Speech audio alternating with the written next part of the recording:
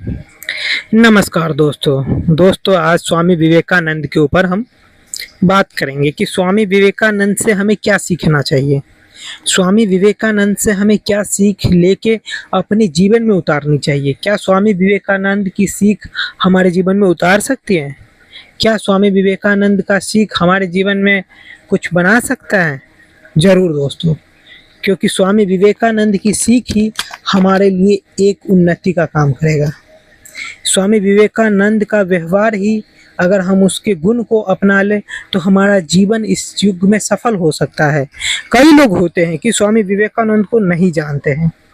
स्वामी विवेकानंद की उम्र 28 और तब मतलब कि 28 से 30 उम्र का होगा, और तब वो चले गए थे कहाँ, मतलब कि उन्होंने अपनी प्रसिद्धि तभी प्राप्त करी और वो पहले भारत के ऐसे विद्वान या नेता मानो कि वो विदेश में जाके भारत का परचम लहराया। आप ये मानो कि वो अमेरिका शिकागो जाते हैं। शिकागो जाते हैं इससे पहले जो कहानी हुई वो देखो। शिकागो जाने से पहले वो किससे मिलते हैं? अपने मम्मा से मिलते हैं, मतलब मम्मी से मिलते हैं। और मम्मी से मिलके कहता है कि माँ, मैं वहाँ जा रहा हूँ, तो आप मुझे आशीर्वाद दो कि मैं सही सफल होकर वहाँ से आऊँ। तो माँ ने कहा, बेटा चलो मैं तुम्हें देता हूँ, आशीर्वाद देने से पहले तुम मेरा एक काम करो, अगर वो काम तुम कर देते हो तो मैं समझूंगा कि तुम सफल हुए। ठीक है, कहता है कि ठीक है माँ, बताइए कौन सा काम है। वो कहता है, बेटा मुझे सब्जी काटना है, जाओ तुम किचन से ना सब्जी और चाकू ले आओ। तो जाता है और वो सब्जी पहले ला के दे देता है, फिर जाता है तो चाकू ला के देता है। जब वो चाकू ला के देता है तो ये होता है कि जब वो चाकू पकड़ाता है ना, तो अपने माँ को ना जिधर धार होता है उधर की तरफ ना, ये मतलब कि विवेकानंद पकड़ के, और जिधर धार नहीं उधर अपनी माँ को देता है। तो जब वो देता है तो कहता है कि माँ ये लो चाकू। तो माँ कहता है कि तुमने ऐसे चाकू क्यों दिया? तो कहा कि माँ मैंने इसलिए दिया क्योंकि धार मुझे पता है कि कहाँ पे है, आपको नहीं पता है। ये आपको इसलिए दिया कि आप पकड़ लोगे तो फिर आपके पास हाथ में आ जाएगा, तो आपको भी पता चल जाएगा कि धार किधर है। तो इससे ये सीख मिली कि उसकी माँ ने कहा कि जाओ तुम्हारा अब विजय हुआ। तो कहा इससे कैसे माँ? तो कहा कि देखो, तुमने ये देखा कि तुम्हारा नुकसान हो जाए लेकिन दूसरों का नुकसान ना हो, तो यही सीख तुम्हें एक आगे पथ पर ले जाएगा। अगर तुम यही सीख के साथ आगे बढ़ोगे तो तुम्हारा लक्ष्य हमेशा प्राप्त होगा और हर चीज़ प्राप्त होगा। और यही जब वो जाता है शिकागो, तो शिकागो में तो भैया आप समझो इंग्लिश में भाषण देना होता है, सब इंग्लिश में भाषण देता है।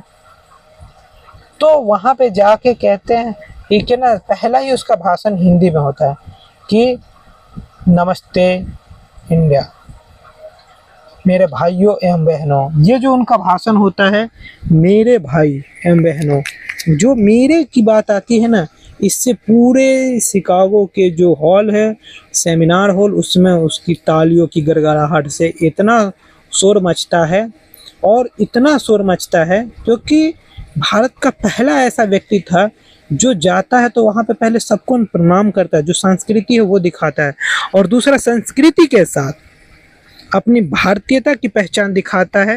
भाइयों एवं बहनों, सबको एक तरीके से भाई एवं बहन बना लेता है 2 मिनट के अंदर में।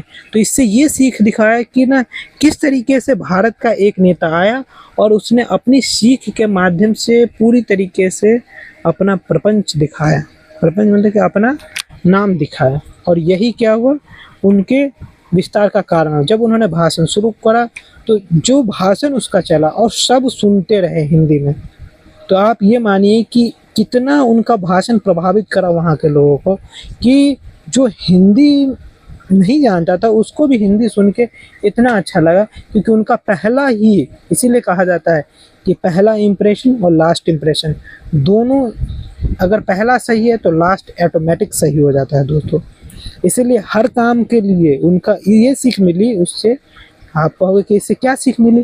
तो इससे यही सीख मिली दोस्तों कि हर काम को करने के लिए आपको पहले अच्छी शुरुआत करनी पड़ेगी। अगर आपने अच्छी शुरुआत करी तो आपका वैसे ही काम का अंत भी अच्छा ही होता है दोस्तों। अगर ये वीडियो आपको अच्छी लगी तो लाइक करिए, सब्सक्राइब करिए, अपने मित्रों को भी भेजिए। धन्यवाद रहा।